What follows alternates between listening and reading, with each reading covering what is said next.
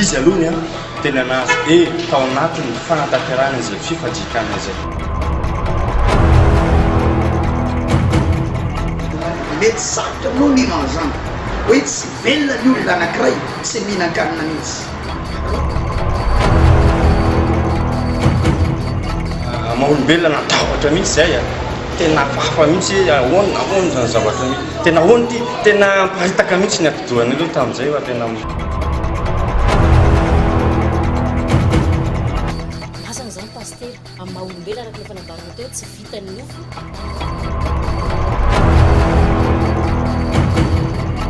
Tena nafiakany mihitsy ny herim-pony izay nanana Pst Isidore ANDRIANIRINA.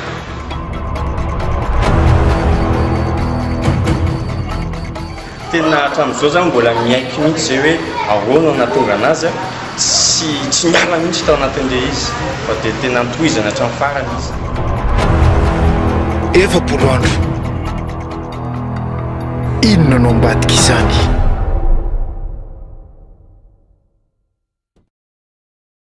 Miarahaba tompoko tonga soa atao anatin'ity fandarana manokana ity isika. Efapolo andro izay ny lohatenin'ny fandarana.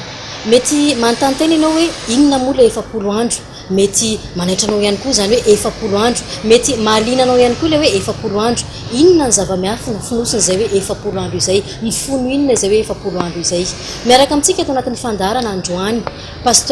Isidore ANDRIANIRINA izay pasteur mitandrina ny Fiangonana Fanahin'ny Voninahitra na ny Esprit de Gloire eto Mahajanga. Miarabanao pasteur. Miarabanao madame Valérie, miarabany jerentsika amin'ny fotoana. Efapolo andro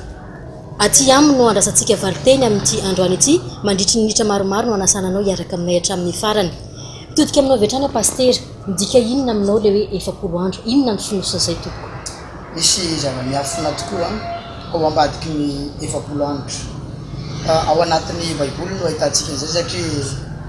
ao anatin'ny Baiboly no ahitana an'Andriamanitra sy ny fihevitr'Andriamanitra mba amin'ny fomba fiasan'Andriamanitra. No entiko manazava an'izy voalohany zany dia hoe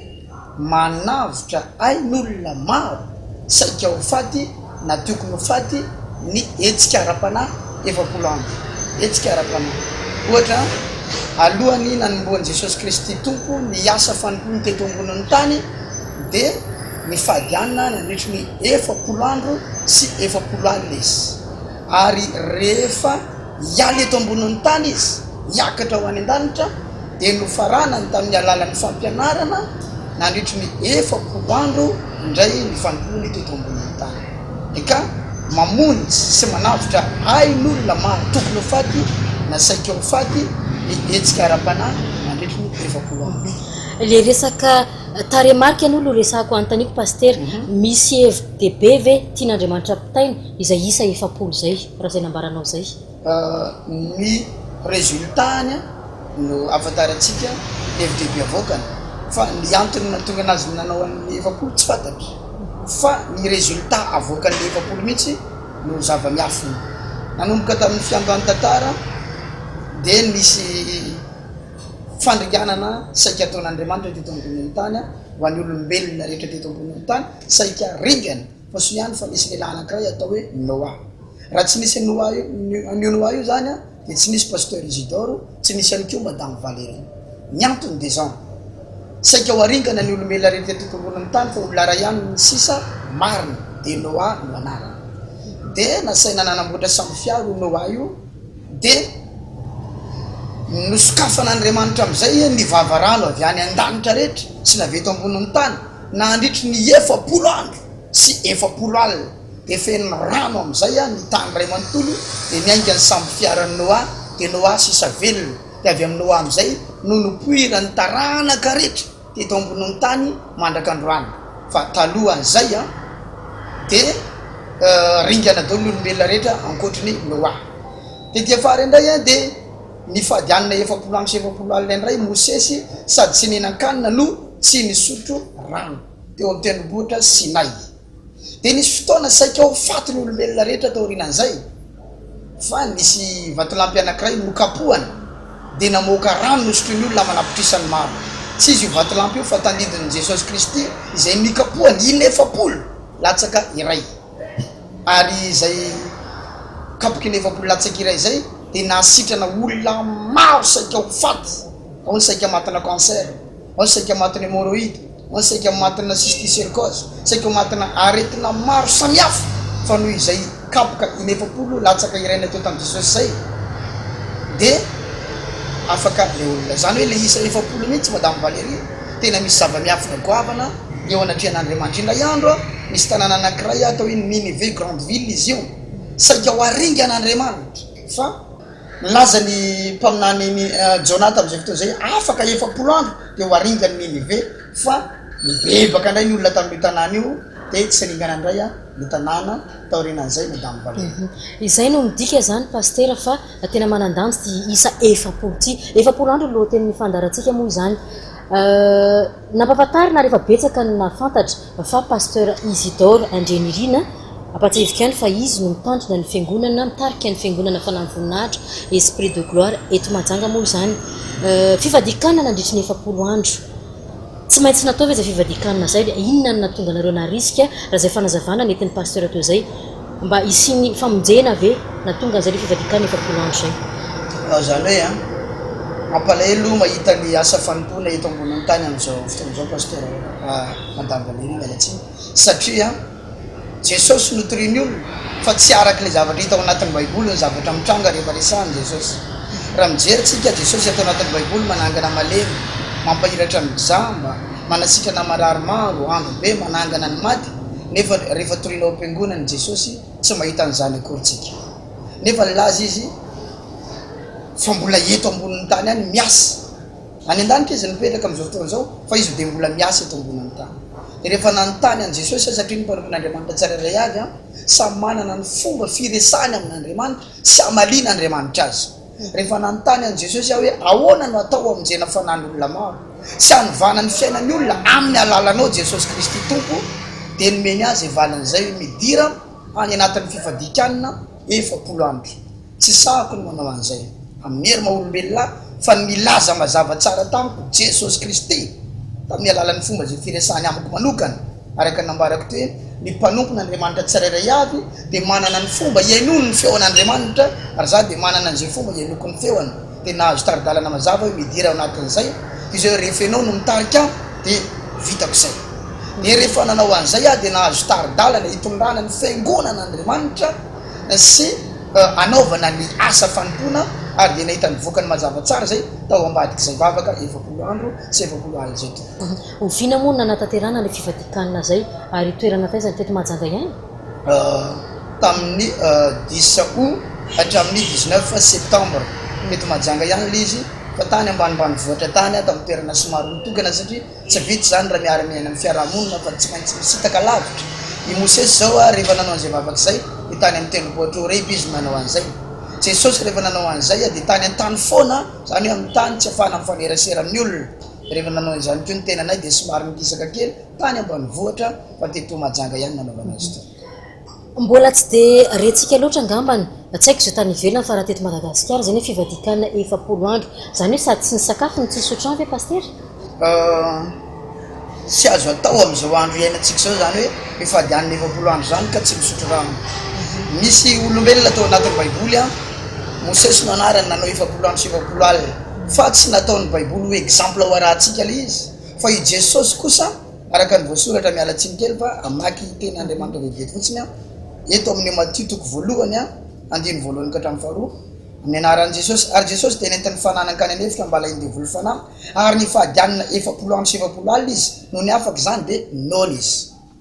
baiboly tsy nilaza hoe no ny afaka zany dia nona sy nangetaheta izy fa zay no ny afaka zany dia nona zany hoe any amin'ny tany foana tsy misy rano misy azy nefa tsy nangetaheta akory izy rehefa vita le zavatra dikan'izany misotro rano izy fa tsy atsika ahoana ny fomba nisotrony rano tao izy ananatitra rano fa nifady hanina fotsiny Jesosy fa tsy nifady rano tsara ny anazavana an'izay satria zao hatramin'izay fa ndre matetika le hoe mifadianina 3 andro sy 3 alina mifadianina mandritry ny tontolon'andro mifadianina mandritry ny 10 andro fa ty zany zao any pasteur mifady anina efapolo andro sy efapolo alina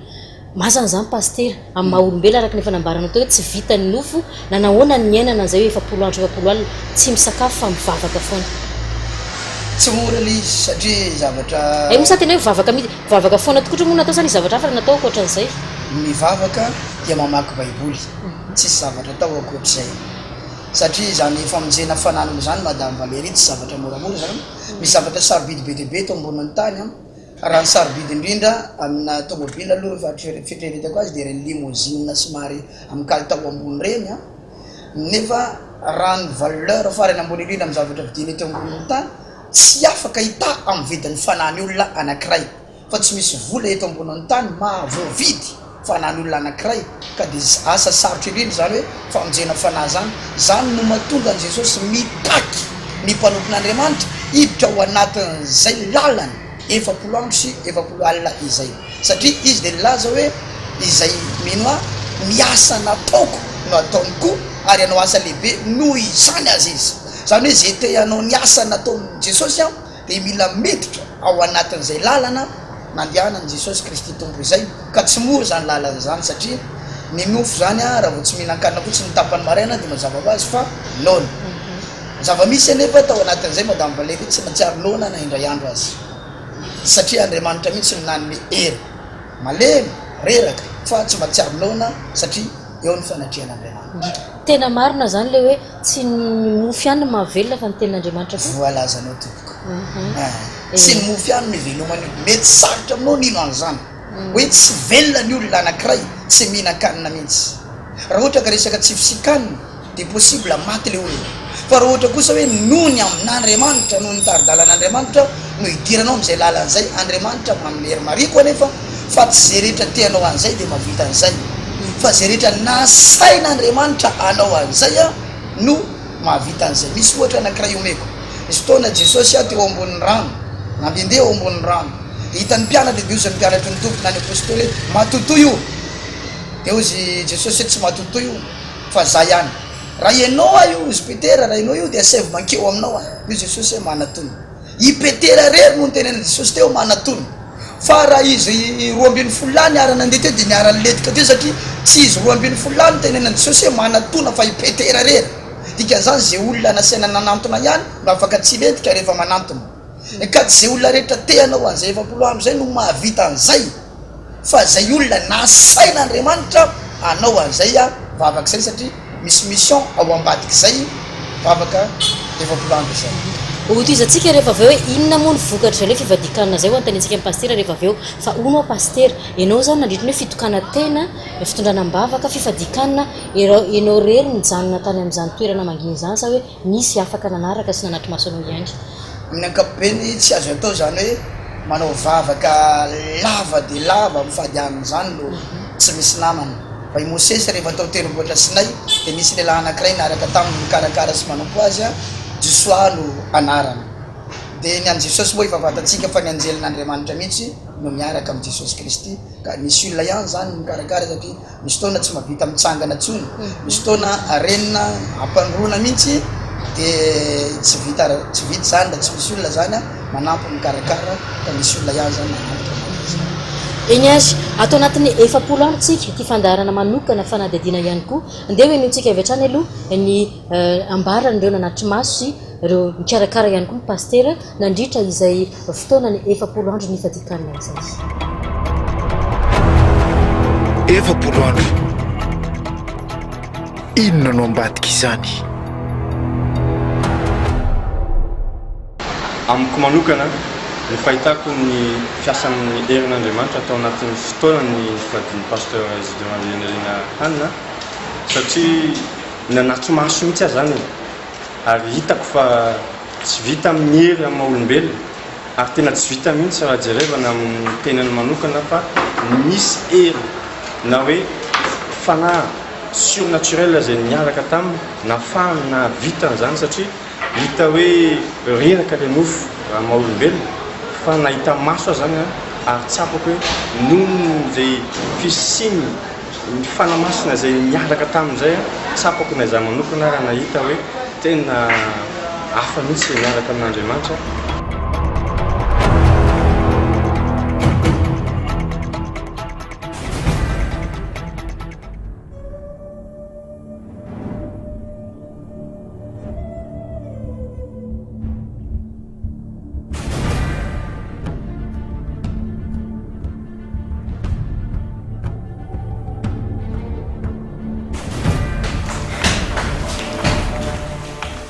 Voninahitra Jesosy-Kristy ilahatra mitaloindrindra sankehitriny ary mandrakizay.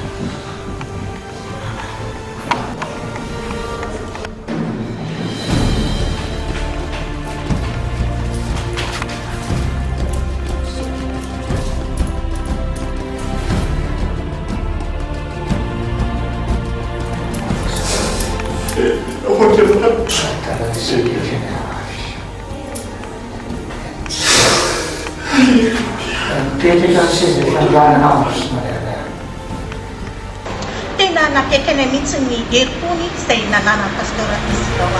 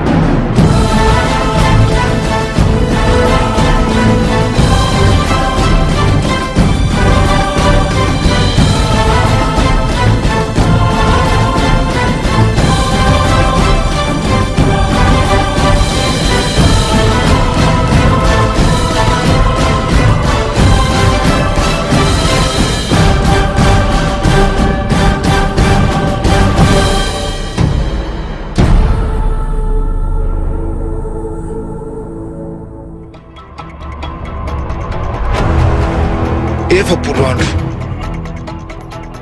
Inona no ambadika izany?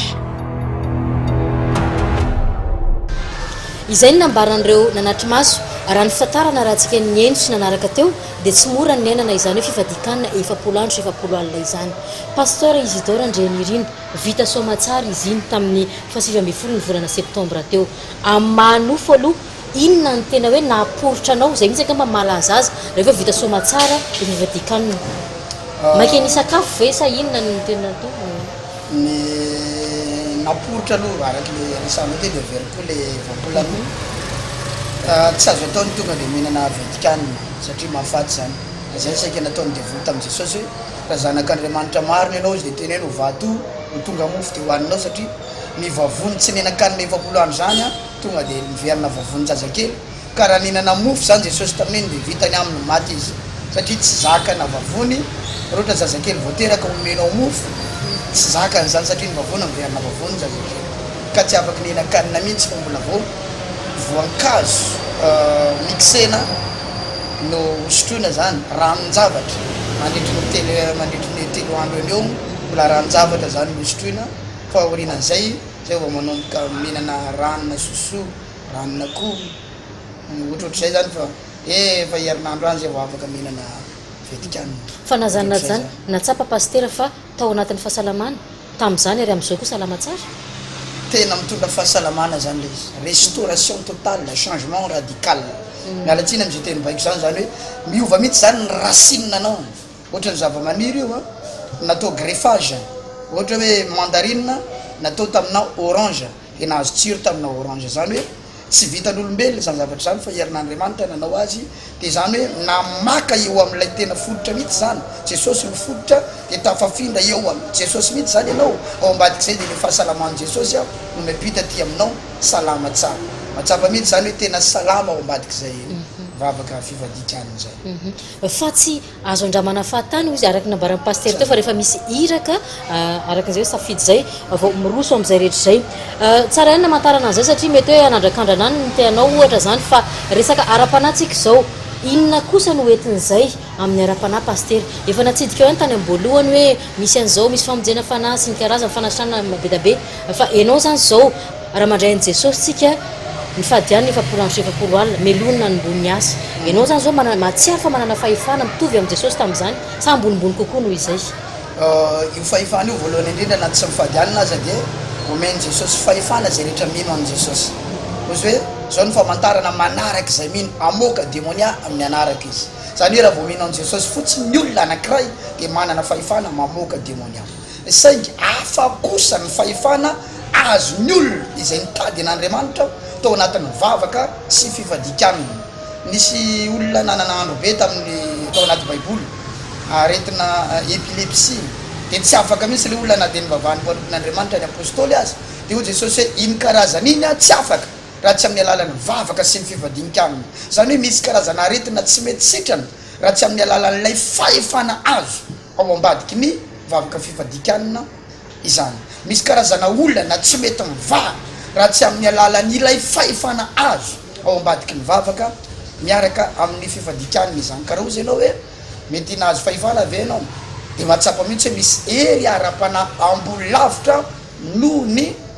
nananana talohan'ny idirana fifadikanana. Eto nefa dia mariako fa tsy voazarery ny niditra tao anatin'izay zavatra zay fa lehilahy an'Andriamanitra maro efa niditra tamin'izay satria io fifadikanana io natao hoe làla-masaka. Mila miditra amin'io zany ny olona manana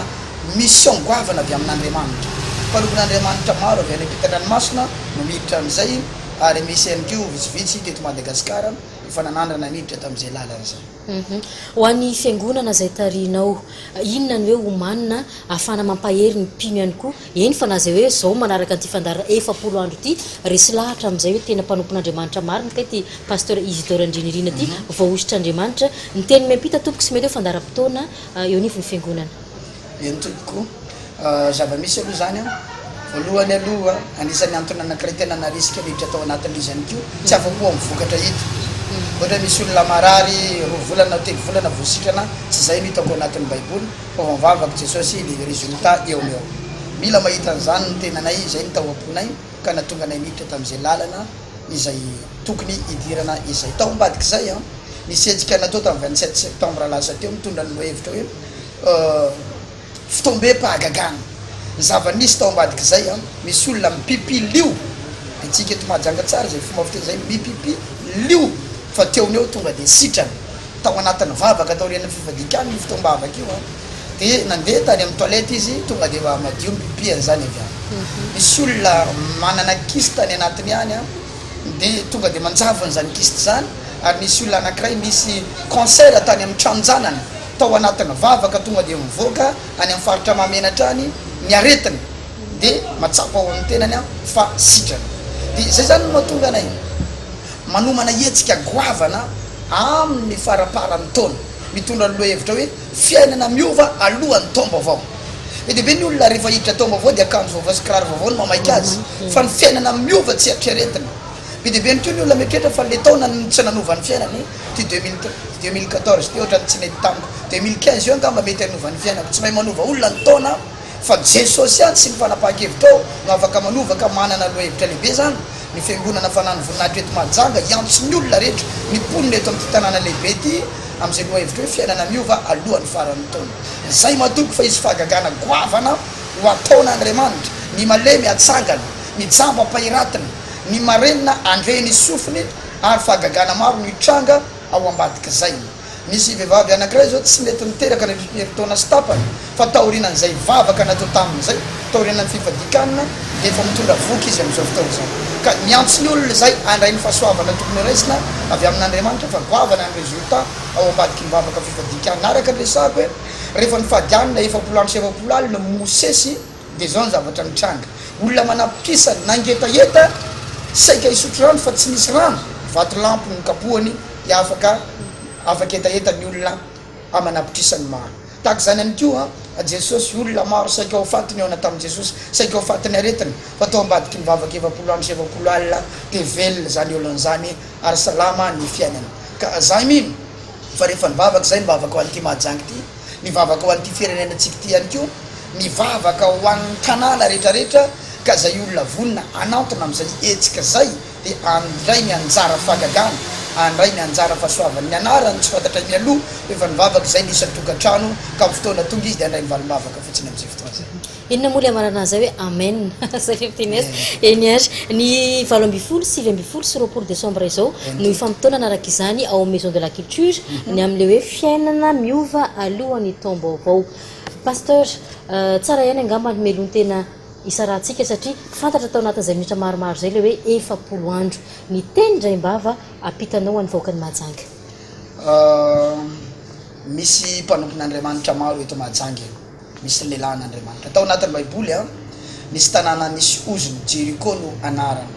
Dia ozy ny olona tamin'io tanàna io rehefa nanantona ny lehilahin'Andriamanitra tao hoe Elisy. Ry lehilahin'Andriamanitra tsara ozy ty tanàna nisy anay ty, saingy tsy mampahavanonanaka, misy problème zay. Dia nanantona ny lehilahin'Andriamanitra izy ary lehilahin'Andriamanitra nanome lalana sy nanome torohevitra nivavaka ho an'ny olona tamin'io tanàna io dia sikana ny tanàna izany. Betsaka amin'ny olona Madame Valérie no rehefa ao anatin'ny olana manantona fanompontsampy, manantona Andriamanikafy,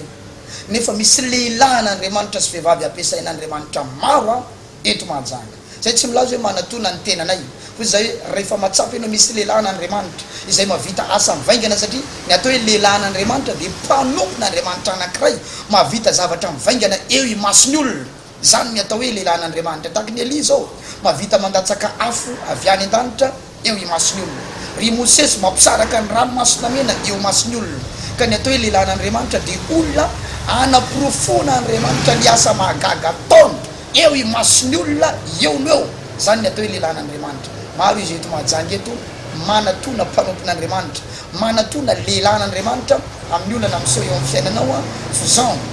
Jesosy.Feno ary profo ny fahavelomany izahay. Ary zay dia efa mitady an'Andriamanitra tao anatin'izay bavaka lavalava zay ary nandray taridalana mianatra ny tenin'Andriamanitra, mianatra tamin'ireo mpanompon'Andriamanitra nampiasain'Andriamanitra teo alohanay tamin'ny alalan'ny boky, tamin'ny alalan'ny vidéo. Ka mino zay fa io fotoana 18-19-20 io dia fotoana mety indrindra amin'ny 4 tsirairay avy meninona kahanao dia possible io amin'ny anaran'i Jesosy Kristy Tompo avy any Nazareta. Nitsotranao niaraka taminay nandritra minitra maromaro izay niresahana betsaka mahakasika ny 7 andro ny finosina sy ny zava-miasa natao anatiny. Everiko fanalianantsika ny fiarahana niaraka tamin'ny pasteur Isidore ANDRIANIRINA. Ampatsahivika any fa izy no pasteur mitarika ny Fiangonana Fanahin'ny Voninahitra na ny Esprit de Gloire eto Mahajanga. Mahefa be amin'izay asa masina ny ran'Andriamanitra anao zay. Entovoko. Eny ary mirary soantsika ihany koa hatreo ny fetrany fandarana androany 7 andro nitondrana tamintsika ny zava-miafiny zay rehetra izay sy ny tsara fantatra mahakasika ny fahasoavana ny fahefana sy ny mety ho fitahina ho antsika tsirairay niarahana tamin'ny pasteur Isidore ANDRIANIRINA izay avy amin'ny Fiangonana Fanahin'ny Voninahitra Esprit de Gloire eto Mahajanga. Mirary sotompoko ary mametraka ny mariapitafy ho manaraka indray.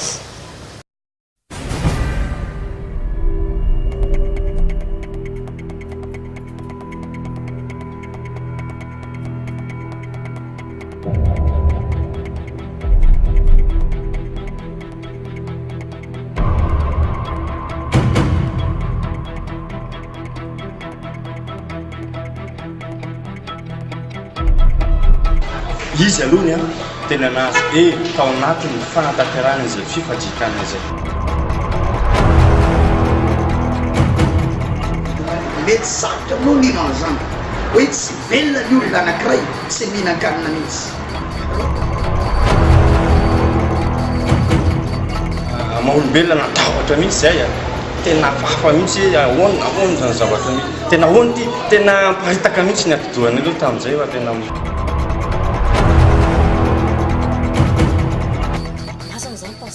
maha-olombelona araka ny fanambarana teo tsy vita ny nofo.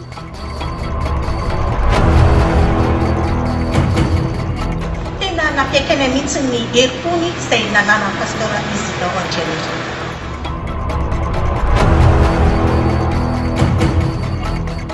Tena hatramin'izao zany mbola miaiky mihitsy zay hoe ahoana natonga anazy tsy miala mihitsy tao anatin'ilay izy fa dia tena nitohizana hatramin'ny farany izy. 7 andro inona no ambadika izany?